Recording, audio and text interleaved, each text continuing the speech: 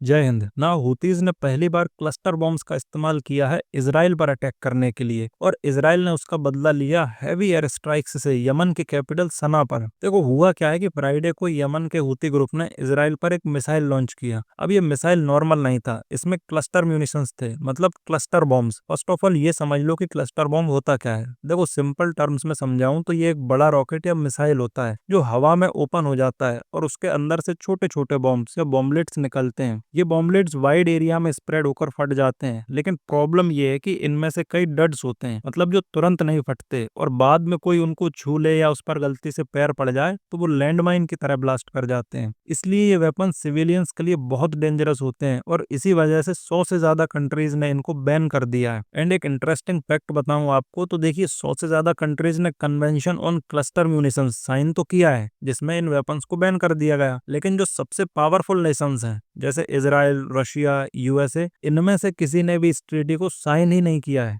मतलब जो देश दूसरों को रूल्स फॉलो करने को बोलते हैं खुद उस रूल बुक से बाहर रहना पसंद कर रहे हैं। अब यूएसए का केस ले लो। अमेरिका बार बार बोलता है कि cluster bombs are inhuman, civilians के लिए डेंजरस है, और उनके खिलाफ स्पीचेस भी देता है। लेकिन जुलाई 2023 से लेकर अप्रैल 2024 तक प्रेसिडेंट बाइडेन ने यूक्रेन को 5 बार क्लस्टर म्यूनिशंस भेजे। ह्यूमन राइट्स वॉच और क्लस्टर म्यूनिशन कोalition जैसे ग्रुप्स ने इसका ओपनली कंडेम भी किया। और सिर्फ अमेरिका ही नहीं, रशिया भी पीछे नहीं है। यूक्रेन वॉर के दौरान यूएन ह्यूमन राइट्स काउंसिल ने मार्च 2022 तक कम से कम 24 credible cluster bomb attacks document किए थे। लेकिन शॉकिंग बात यह है कि सिलेक्टिव आउटरेज, जब रशिया क्लस्टर बॉम्ब्स यूज करता है तो दुनिया भर में आउटरेज होता है, स्टेटमेंट्स, रेजोल्यूशंस, कंडेम्पशंस। लेकिन जब यूएसए अपने क्लस्टर बॉम्ब्स यूक्रेन को भेजता है तो वही लोग चुप हो जाते हैं। मतलब क्लियर है कि डबल स्टैंडर्ड्स और सिलेक्टिव आउटरेज जियोपॉलिटिक्स का असली चेहरा है। और जब अमेरिका जस्टिफाई करता है तो कहता है कि हम जो क्लस्टर बॉम्ब्स देते हैं उनका डड रेट 3% से कम है। मतलब फॉर एग्जाम्पल 100 बॉम्बलेट्स गिरते हैं तो उनमें से 2 या 3 ही बिना फटे रहेंगे। टेक्निकली ये कम डेंजरस है, लेकिन ह्यूमैनिटेरियन एक्सपर्ट्स कहते हैं कि 1% डड रेट भी डेंजरस है, क्योंकि एक भी अनएक्सप्लोडेड बॉम्बलेट सालों तक लैंडमाइन की तरह सिविलियंस के लिए डेथ ट्रैप बन सकता है। वियतनाम और इराक जैसी जगहों पर ये प्रॉब्लम्स अभी भी चल रही है। सालों पहले यूज किए गए क्लस्टर बॉम्ब्स आज भी सिविलियंस की जान ले रहे हैं। तो बात सिंपल है, जब अपने इंटरेस्ट हो तो दुनिया के बड़े पावर्स क्लस्टर बॉम्ब्स जैसे बैंड वेपन्स को भी यूज कर लेते हैं,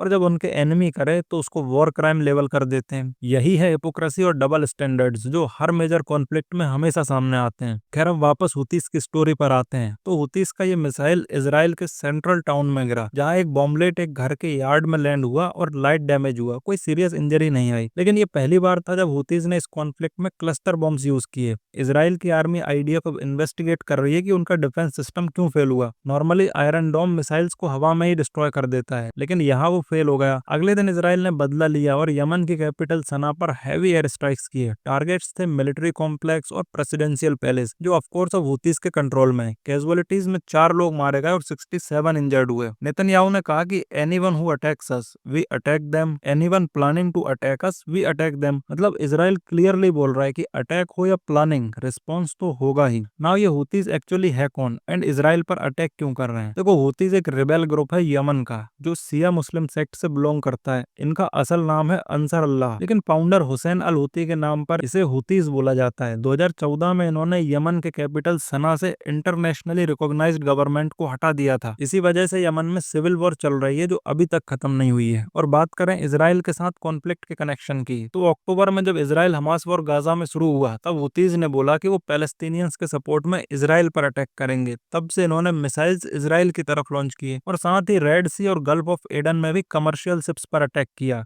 क्लेम करके कि ये शिप्स इसराइल से लिंक्ड हैं। लेकिन असल में इससे ग्लोबल शिपिंग डिसरप्ट हो रही है, जिसका असर पूरे वर्ल्ड इकोनॉमी पर पड़ रहा है। हुतीस को सपोर्ट मिलता है ईरान से। ईरान उन्हें वेपन्स, ड्रोन्स और मिसाइल सप्लाई करता है। ये एक बड़ी प्रॉक्सी वॉर का पार्ट है। ईरान के प्रॉक्सीज हैं हुतीस, हिजबुल्लाह और हमास, और टारगेट है इसराइल। एक्सपर्ट्स कहते हैं कि ये ईरान की स्ट्रेटजी है इसराइल को मल्टीपल फ्रंट्स पे डिस्ट्रैक्ट करने की। अगर ये अटैक्स कंटिन्यू होते रहे तो इसराइल और हुतीस के बीच एक फुल स्केल वॉर भी हो सकती है, लेकिन यमन इसराइल से काफी दूर है, इसलिए ज्यादा चांसेस हैं कि ये वॉर एयर स्ट्राइक और प्रॉक्सी बैटल्स तक ही लिमिटेड रहे। पैलेस्टीनियंस के लिए ये सिर्फ सिंबॉलिक सपोर्ट है, ग्राउंड पर इससे गाजा के लोगों की सफरिंग कम नहीं होती है। तो ये था पूरा सीन हूतीस के क्लस्टर बॉम्ब्स अटैक और इजराइल के जवाब का। आपको क्या लगता है, इजराइल और हूतीस का ये कॉन्फ्लिक्ट एस्केलेट करेगा या यहीं रुक जाएगा? अपने ओपिनियन कमेंट सेक्शन में जरूर बताएं। This was all from my side, thank you for watching, this is Harsh Gurjar signing off.